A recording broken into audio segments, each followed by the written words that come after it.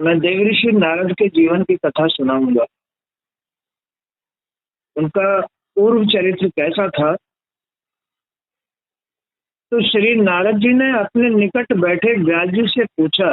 नारद जी ने, हे महाभाग व्यास जी, आपने धर्म आदि से परिपूर्ण महाभारत की रचना की है।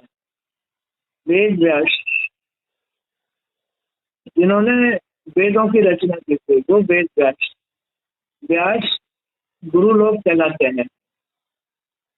उससे आपको संतुष्ट होना चाहिए, परंतु आपके चेहरे पर विषाद की छाया क्यों है। नारद नारद जी ने वेद व्यास से ये बात कही कि आपके चेहरे पर ये उदासी क्यों है। अब चेहरे पर उदासी तो अपने अंदर से आती है। तो व्यास जी ने कहा, हे देव ऋषि, आपका ज्ञान अगाध है। आपने बहुत पहचाना कि मेरे मेरे चेहरे पर उदासी को देख करके आपने मुझे तुरंत टोक दिया। इसका मतलब आपके पास तो गहरा ज्ञान है, आप तो ज्ञानी पुरुष हैं। आप साक्षात ब्रह्मा जी के मानस पुत्र हैं। ब्रह्मा जी के, जो सृष्टि रचने वाले ब्रह्मा है। जो आदमी अपने कर्मों के अनुसार भगवान को प्रसन्न कर लेता है, बस उसकी सृष्टि ब्रह्मा की ही रची हुई होती है, शुद्ध सृष्टि। तो आप साक्षात ब्रह्मा जी के मानस पुत्र हैं। आप सूर्य की भांति तीनों लोकों में भ्रमण करने वाले हैं। आपने तो पुराण पुरुष की उपासना की है। आप योग बल से सबके अंतःकरण की बात जानते हैं। यही बात, इसी का नाम नारद है। जो अपने ध्यान से किसी के अंदर के मन की बात जान ले, यही नारद को प्राप्त है। नारद माने ध्यान। अब जिसका ध्यान इतना शुद्ध होगा, वो किसी के भी मन की बात को जान लेगा। लेकिन ध्यान नारद मुनि अगर ब्रह्मा पुत्र है तो वो किसी के मन की बात जान लेंगे। अगर नारद ब्रह्मा पुत्र नहीं है तो वो किसी की बात, अपने मन की बात नहीं जान सकते, अपने आप को नहीं पहचान सकते। तो नारद मुनि ब्रह्मा पुत्र कहलाते थे। क्यों कहलाते थे? क्योंकि उनका शरीर होते हुए भी वो शरीर शरीर से बहुत परे था। उन्होंने अपना शरीर प्रकाश युक्त कर लिया था, इस संसार से बहुत परे कर लिया था। इसलिए वो तीनों लोकों में कहीं भी घूम सकते थे, किसी के भी मन की बात जान सकते थे। और अगर कोई मतलब आपत्ति विपत्ति सामने आती थी तो वो छुप जाया करते थे, अदृश्य हो जाया करते थे। यही बात व्यास जी यहाँ नारद मुनि को सब कह रहे हैं कि आप साक्षात ब्रह्मा जी के मानस पुत्र हैं। आप सूर्य की भांति तीनों लोकों में भ्रमण करने वाले हैं। आपने तो प्राण पुरुष की उपासना की है। आप योग बल से सबके अंतःकरण की बात जानते हैं। योग बल से, योग बल से, योग बल का मतलब अपने मन को, पवित्र मन को ब्रह्म परमात्मा में विलीन कर देना। नारद मुनि में ये क्षमता थी, उनके पास योग बल था। आप ही बताएं कि मेरे दुख का कारण क्या है। व्यास जी कह रहे हैं नारद जी से, आप ही बताओ मेरे मन का दुख का कारण क्या है। नारद जी ने कहा, व्यास जी, आपने अभी तक अपने किसी ग्रंथ में भगवान के निर्मल यश का गान नहीं किया है। अगर तुम भगवान का निर्मल गान कर लो, अगर तुम सच्चे मन से भागवत पढ़ लो, सच्चे मन से भागवत सुन लो, यही भगवान का गुणगान है। व्यास जी, आपने अभी तक अपने किसी ग्रंथ में भगवान के निर्मल यश का गान नहीं किया है। यही आपके विषाद का कारण है। जो भगवान का सच्चे मन से गुणगान नहीं करता, गुणगान नहीं सुनता सच्चे मन से, उसका मन इधर उधर भटकता रहता है दूसरे विकारों में, इच्छाओं में, वो सच्चे मन का गुणगान नहीं है। न सुनना न सुनाना। तो सच्चे मन से एकाग्र होकर के जो भगवान का गुणगान करता है, भागवत सुनाता है, उसका ध्यान वही रहता है, वो कभी उदासी को प्राप्त नहीं होता है। समझे खेल को? वो कभी उदासी को प्राप्त नहीं होता। जिस ज्ञान से भगवान संतुष्ट नहीं होते, वह ज्ञान, वह शास्त्र अधूरा है। ऐसा जीवन अधूरा है। कैसा जीवन? जिसमें भगवान खुश नहीं, जिसका मन खुश नहीं है, जिसके पास नियम धर्म नहीं है, बात बात सुनने की का मन नहीं है, वो जीवन अधूरा है, बेकार। जब तक श्री हरि के अवतार भगवान श्री कृष्ण के यश का गान नहीं किया जाता, तब तक वह रचना को फेंकी गई झूठन के समान होती है। नहीं समझे बात को? जब तक किसी के भी मन में भगवान श्री हरि के लिए मन में श्रद्धा विश्वास है, ये चीज है, तो उसका जीवन श्रेष्ठ है। और जिसके मन में भगवान के प्रति ये भाव नहीं है, ये लगन नहीं है, और इधर उधर मन भटकता रहता है, वो तो उसका शरीर ऐसे समझो जैसे कौवाओं को वो दाना फेंक देते हैं, चुग्गा फेंक देते हैं।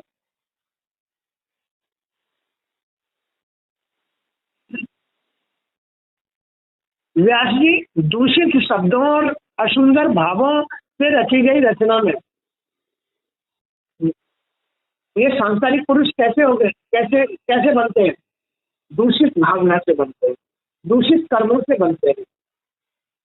ये जो सांसारिक पुरुष, ये विषय विकारी पुरुष, ये जो दुष्ट आजकल के बच्चे हो जाते हैं, माँ बापों को गाली देते हैं, माँ बापों को मारते हैं, ये ये कैसे पैदा हो रहे हैं?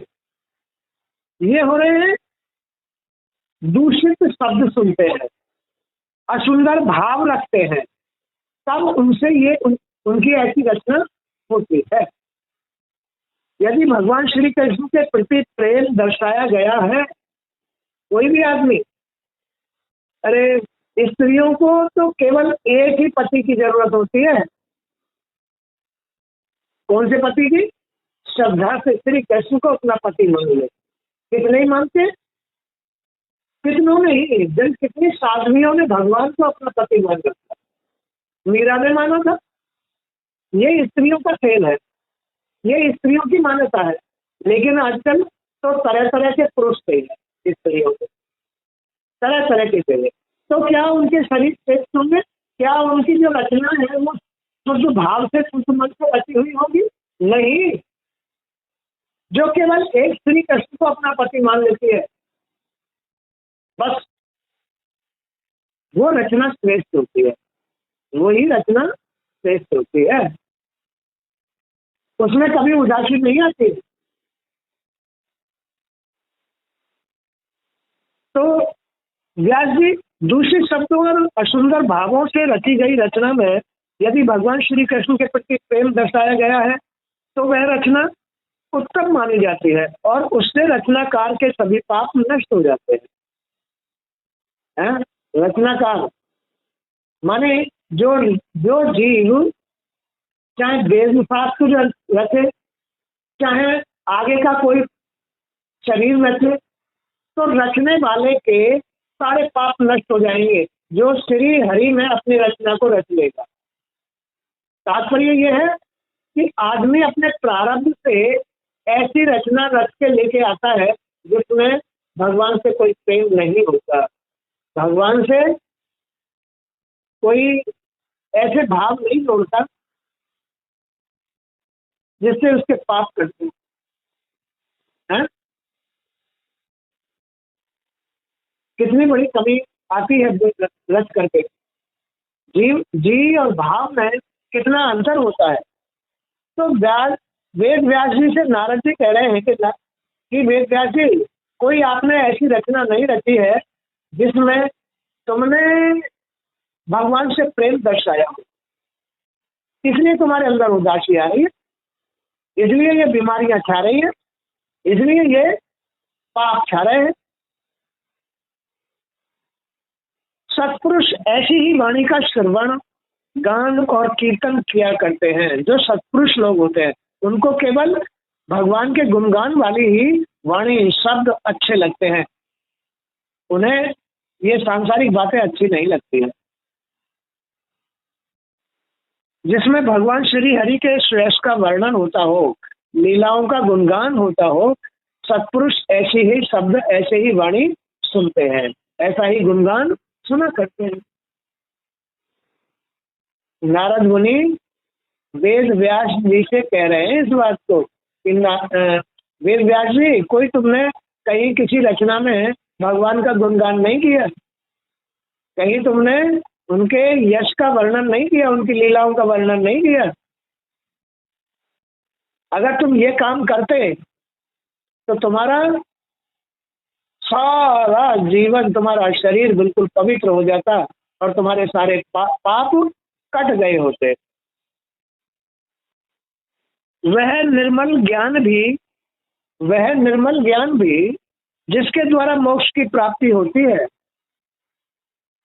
यदि भगवान की भक्ति से शून्य है तो वह व्यर्थ है। भगवान यानी आदमी को ज्ञान भी श्री हरि से ही तो प्राप्त होता है। कब होगा? जब सच्चे मन से उसको ध्याएगा, सच्चे मन से उसका गुणगान करेगा, सच्चे मन से उसको समझेगा, अपने अंदर ढूंढेगा, उससे प्रेम करेगा, तब वही ज्ञान देते हैं। सारा अपना जो लीलाएं है ना, खोल के बता देते हैं। भगवान श्री हरि सत्यनारायण, ये मेरा भक्त है। भक्त से कुछ भी नहीं छुपाते भगवान, अपना सारा स्वरूप उसको दे देते हैं, ज्ञान उसको दे देते हैं। आ जाओ आ जाओ आ जाओ।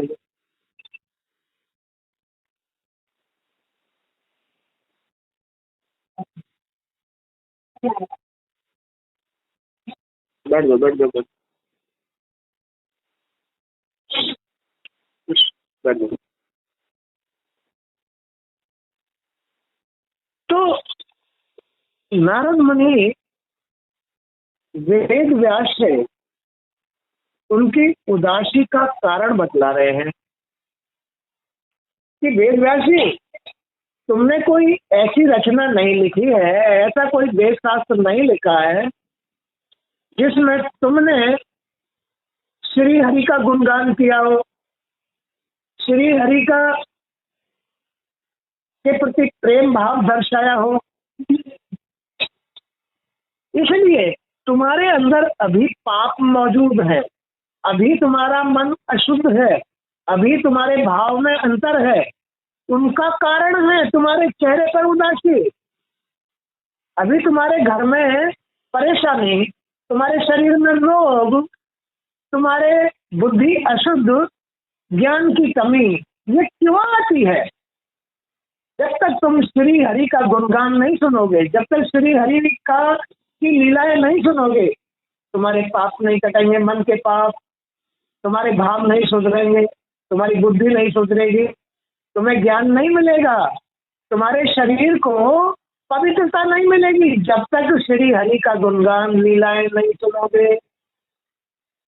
पाप कटते हैं भागवत सुनने से, ज्ञान आता है, भगवान खुश होते हैं। अंदर ही है भगवान, इसके कण कण में वास करते हैं। बड़ा अच्छा लगता है मन को जब आदमी भागवत सुनता है, मन को बड़ा अच्छा लगता है। अच्छा लगता है, तुरंत वो खुश होते हैं कि मेरा गुणगान सुन रहा है। इसके पाप काटते जाते हैं, आदमी के पाप मिटाते जाते हैं, उतने ही पुण्य बनाते जाते हैं। जितने पाप करते हैं उतने ही उनकी जगह पुण्य खड़े कर देता है। तो वह निर्मल ज्ञान भी जिसके द्वारा मोक्ष की प्राप्ति होती है। निर्मल ज्ञान, ज्ञान से ही आदमी को इस संसार से छुटकारा मिलता है, अन्यथा नहीं मिलता। अज्ञानता में कभी भी संसार से छुटकारा नहीं मिलेगा, दूषित कर्म करता रहेगा, आगे नए नए शरीर धारण करता रहेगा, कभी कुत्ते का, कभी सुअर का, कभी हाथी का, कभी भैंसे का, कभी गधे का। छुटकारा नहीं मिलेगा, किसी भी जन्म में छुटकारा नहीं मिलेगा। केवल ज्ञान से ही अपने आप को बचाएगा, ज्ञान से ही भगवान का गुणगान करेगा, और ज्ञान से ही पापों से मुक्त होगा। ज्ञान से ही आदमी मोक्ष होता है, ज्ञान से ही मोक्ष होता है। बगैर ज्ञान के मोक्ष नहीं होता है, छुटकारा नहीं होता है। बगैर ज्ञान के कभी भगवान का गुणगान नहीं कर सकता। बगैर ज्ञान के उसे कुछ पता ही नहीं होता कि भगवान के कैसे हम क्या कहें, उनको क्या गुणगान करें, उनका कोई शब्द नहीं निकलता मुंह से, कोई कुछ नहीं। बगैर ज्ञान के आदमी शून्य होता है, जीरो होता है। वह निर्मल ज्ञान भी जिसके द्वारा मोक्ष की प्राप्ति होती है, यदि भगवान की भक्ति से वो शून्य है, केवल भक्ति में ही, भगवान के प्रति श्रद्धा में ही, भगवान की बातें सुनने में ही जो भक्ति है, उस भक्ति से ही आदमी को भगवान की प्राप्ति होती है। अगर कोई आदमी ये भागवत सुनने नहीं आएगा, ऐसी भागवत, वो ढोलक मजीरा वाली भागवत नहीं, वो ढोलक मजीरा वाली भागवत तो स्वार्थ की भागवत है, पैसा कमाने वाली भागवत है वो तो। ये जो वेद शास्त्र गुरुजी तुम्हें तुम्हारे आपे का ही खुलासा कर रहे हैं, ये वो ढोलक मजीरा वाली भागवत नहीं है, ये तत्व ज्ञान की भागवत है, मोक्ष कराने वाली भागवत है। ये तुम्हें ज्ञान पैदा कराने वाली, भगवान के प्रति प्रेम कराने वाली, तुम्हें उजाला कराने वाली, तुम्हारे अंधकार को मिटाने वाली भागवत है। ये तुम्हें कैसे जीना चाहिए, तुम्हें कैसे चलना चाहिए, तुम्हें कैसे बुराइयों से बचना चाहिए, तुम्हारी उदासी कट जाएगी, तुम्हारी चिंता कट जाएगी, तुम्हारी टेंशन कट जाएगी, तुम्हारी बीमारियां कट जाएंगी। जो गुरुजी भागवत सुना रहे हैं, इस भागवत से सारे पाप कट जाते हैं, ज्ञान होता है। नहीं तो भक्ति से शून्य रह जाता है। तुम रोज वो ढोलक मंजीरा वाली भागवत सुनो, उससे कोई भक्ति पैदा नहीं होगी।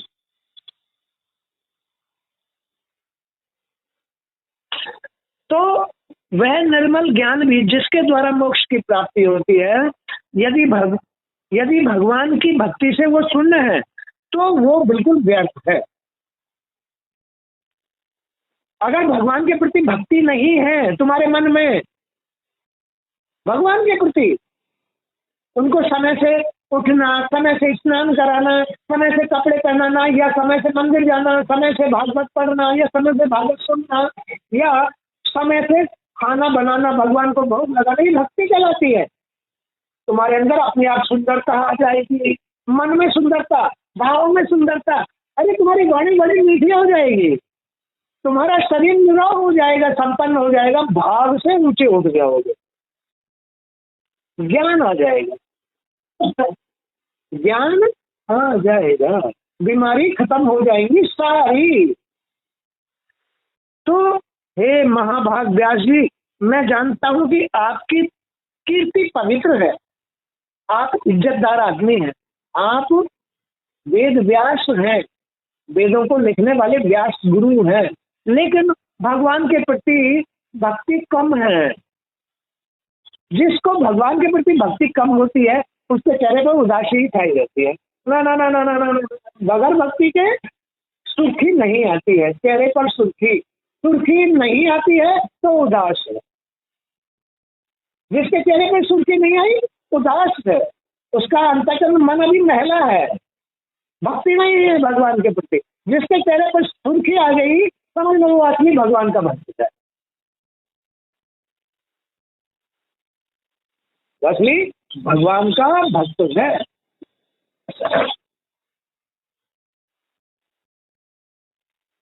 आदमी के चेहरे की सुर्खी कहाँ चली जाती है? विषय विकारों में चली जाती है, चिंता में, टेंशन में, शरीर के रोगों में।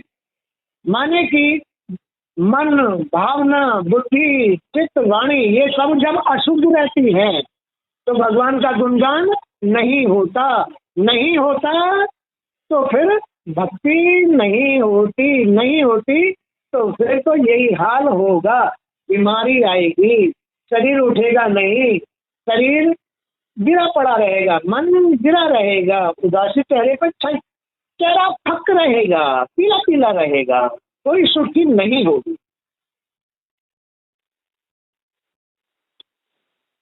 हे महाभाग व्यास जी, मैं जानता हूं कि आपकी कीर्ति पवित्र है, आप सत्य का पालन करने वाले दृढ़ व्रती हैं।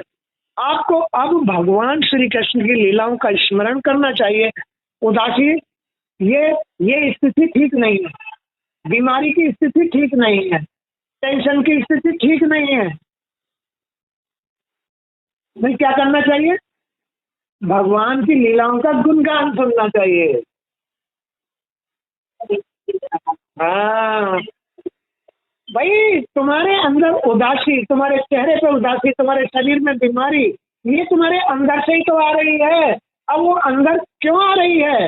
ये सब खराबियों से उभरती है, क्योंकि भगवान तो खराबी को धारण करता नहीं है। भगवान एकदम इसमें से निकल के छुप जाता, छुप, बिल्कुल छुप जाता है। और जब भगवान इसमें से छुप गया तो बुराई, खराबी पूरे को घेर लेती है, सबको घेर लेती है। कानों को भी, आंखों को भी, नाक को भी, वाणी को भी, हाथों को भी, पैरों को भी, कर्म इंद्रिय और ज्ञान इंद्रिय सबको घेर लेती है बुराई। और फिर बुराई में भगवान छुपे रहते हैं और वो कुकर्म करता रहता है। अब लालामी कहाँ से आएगी? अब चेहरे पर सुर्खी कहाँ से आएगी? अब वो पापों से मुक्त कहाँ होएगा? अब तो उसके पास ज्ञान भी नहीं, अब तो उसके पास सद्बुद्धि भी नहीं, अब तो उसके पास शुद्ध भावना भी नहीं, तो भक्ति कहाँ से आएगी? ये हालत हो जाती है जब भी आदमी इस शरीर रूपी अंदर मन को हार जाता है, भगवान को हार जाता है।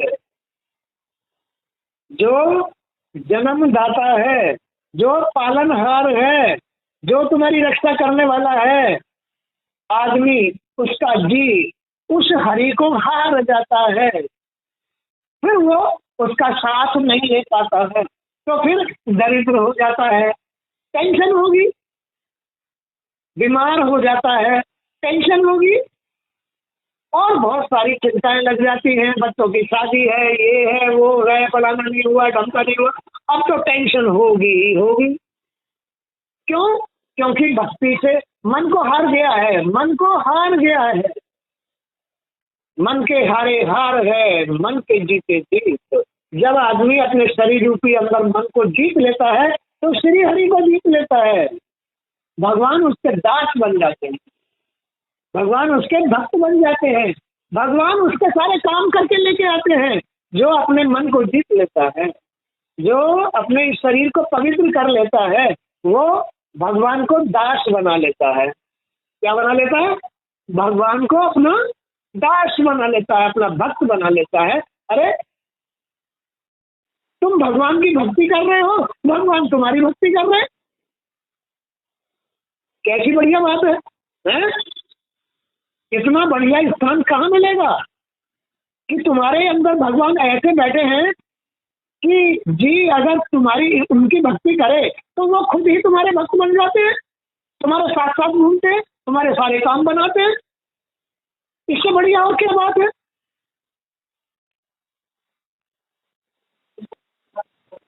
हाँ, तो बात यही है।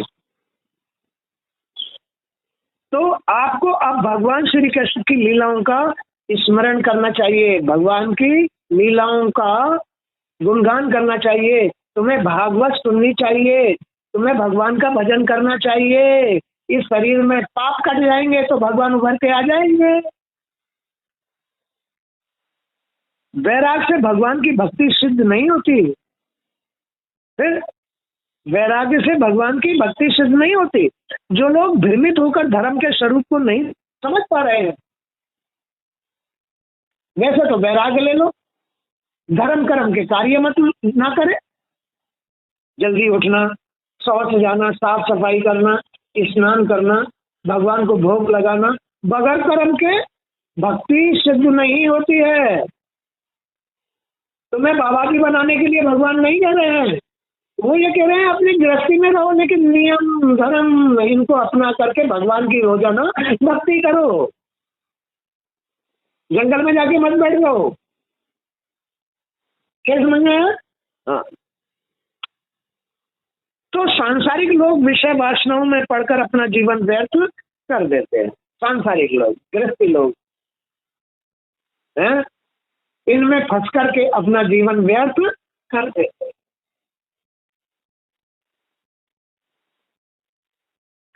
तो सांसारिक लोग विषय वासनाओं में पढ़कर अपना जीवन व्यर्थ कर देते हैं। वैराग्य से भगवान की भक्ति सिद्ध नहीं होती। जो लोग भ्रमित होकर धर्म के स्वरूप को नहीं समझ पा रहे, धर्म और भगवान की भक्ति से दूर जा रहे हैं, आप उनके लिए कोई ऐसा ग्रंथ लिखें। आप तो गुरु हैं, ऐसा कोई ग्रंथ लिखो या ऐसा प्रचार करो जिससे कि लोग भगवान की भक्ति धारण करें। भक्ति, तुम्हारे मन में उनके प्रति श्रद्धा रहनी चाहिए, तुम्हारा ध्यान रहना चाहिए, तुम्हारे मन में उनका स्थान रहना चाहिए, ऐसी भक्ति कहलाए। तो फिर तुम्हारी ये चिंताएं हो जाएंगी। जहां तुम्हारा मन बुराइयों में लगता है, वहां तुम अपने भक्ति को ले आओ, मन में भक्ति ले आओ, भाव में भक्ति ले आओ, बुद्धि में भक्ति ले आओ, सोच में भक्ति ले आओ। तो फिर बुराई में जाने का कोई स्थान बचा ही नहीं। यही चीज बुराई में भागती है। तो इनमें भगवान की भक्ति धारण करके लीलाएं सुनो, गुणगान सुनो, तो भगवान प्रकट हो जाएंगे। इसी शरीर में से प्रकट हो जाएंगे। भक्ति धारण करके भगवान के गुणगान सुनो, लीलाएं सुनो, इसमें से ही प्रकाश प्रकट हो जाएगा, अंधकार छुप जाएगा। अब तक तो भगवान छुप रहे थे, प्रकाश छुप रहा था, अब अंधकार छुप जाएगा, प्रकाश आ जाएगा।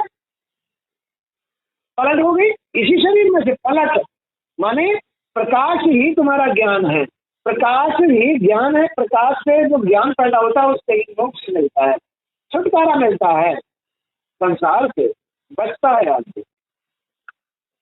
जो लोग भ्रमित होकर धर्म के स्वरूप को नहीं समझ पा रहे हैं और भगवान की भक्ति से दूर जा रहे हैं, आप उनके लिए कोई ऐसा ग्रंथ लिखो जिसे श्रवण करके वे भगवान की प्रेम लीला में पूरे भक्ति भाव से लग सके। घर गृहस्थी वाले, बच्चे, पति वाले या पत्नी वाले, घर गृहस्थी बड़ी उलझ रही है। बेचारों को भगवान का साथ नहीं है, भाव भक्ति नहीं है, उनमें उलझ रहे हैं, हॉस्पिटल भरे पड़े हैं, नुकसान हो रहे हैं बगैर भाव भक्ति के। गृहस्थियां खराब हो रही हैं, जरूरत पूरी नहीं हो रही है, बड़े बेचारे दुखी हो रहे। तो नारद मुनि वेद व्यास से कह रहे, भगवान, हे वेद व्यास भगवान, आप ऐसा कोई ग्रंथ लिखो जिसमें इन गृहस्थियों का उद्धार हो सके, जिससे कि इन गृहस्थियों के मन में भक्ति जागृत हो सके। भक्ति से भगवान तुरंत प्रकट होते हैं और उसका घर कल्याण कर देते हैं, भर देते हैं, जरूरतें पूरी कर देते हैं, मोक्ष करा देते हैं, टेंशन नहीं होने देते, क्योंकि उसके काम वो स्वयं करके लेके आते हैं।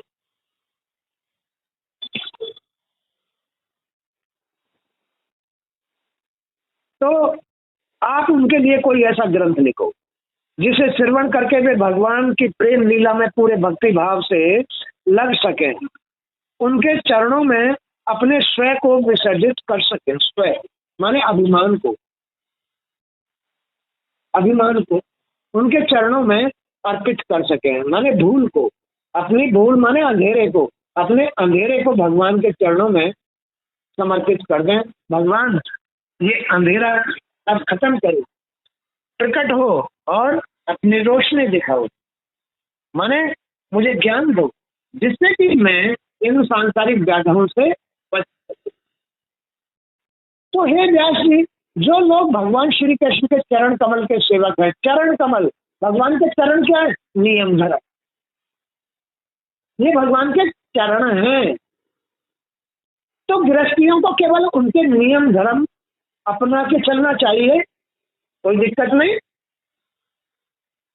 हे व्यास जी, जो लोग भगवान श्री कृष्ण के चरण कमल के सेवक हैं, वे भजन न करने वाले मनुष्यों के समान देववश कभी विपरीत स्थितियों में फंसने के बाद भी जीवन मृत्यु के चक्र से मुक्ति पा जाते हैं।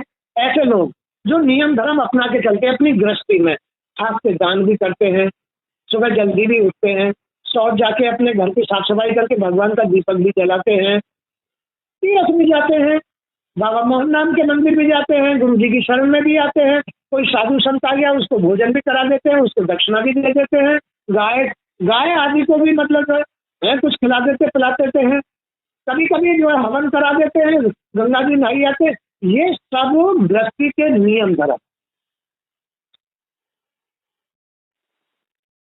ये सब गृहस्थियों के नियम धर्म है।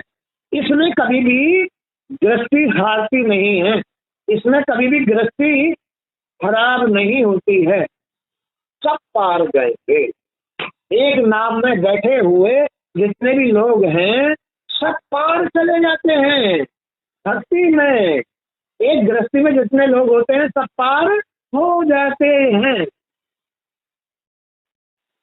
तो जो लोग भगवान श्री कृष्ण के चरण कमल के सेवक हैं, वे भजन न करने वाले मनुष्यों के समान देववश कभी विपरीत परिस्थितियों में फंसने के बाद भी जीवन मृत्यु के चक्र से वो मुक्ति पा जाते हैं, उन्हें मुक्ति मिल जाएगी ऐसे लोगों को। इसलिए आप विश्व रूप पुरुषोत्तम भगवान श्री कृष्ण की लीलाओं का कीर्तन कीजिए, तुम्हारे चेहरे पर उदासी नहीं रहेगी।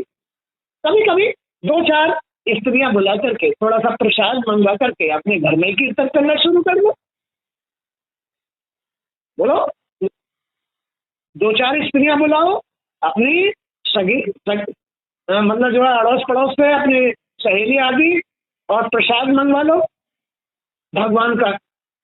श्री राम श्री राम श्री राम श्री राम श्री राम श्री राम श्री राम, या जो भी जैसे जो गीत गाना चाहता है, हरे कृष्ण हरे कृष्ण हरे हरे हरे राम राम राम हरे हरे, या जो भी तुमसे गीत आते हैं भगवान के से संबंधित, ऐसी वैसी बात तो करो मत।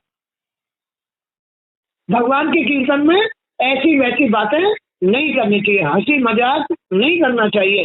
केवल चाहे 5 ही गीत गाओ, चाहे भगवान का बैठ करके सत्संग ही करो, चाहे तुम कोई पुस्तक या भागवत ही सुनो, वही कीर्तन है, वही गुणगान है। ये भी तुम क्या कर रहे हो? आए हो इतनी दूर से तो तुमने ये बातें सुनी है, तुमने कीर्तन सुना है, तुमने भागवत सुनी है, भगवान का गुणगान सुना है, तुमने अपने कष्ट मिटाए हैं, तुमने अपने पाप मिटाए हैं, तुम्हें मुक्ति मिली है, रोगों से, दोषों से, चिंताओं से, टेंशन से मुक्ति मिली है।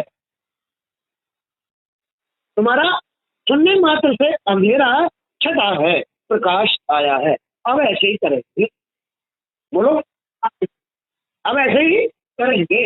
ये क्या आ गया? प्रकाश आ गया। हाँ, अंधेरा तो ज्ञान के सामने, अंधेरा तो प्रकाश के सामने ही छिपता है, अज्ञानता तो ज्ञान के सामने ही दूर होती है। तो ऐसा गृहस्थी में करने मात्र से गृहस्थी की चिंताएं खत्म हो जाती हैं, रोग दोष खत्म हो जाते हैं और घर में शांति आ जाती है। आज का सत्संग भी यही तक। जय श्री कृष्ण।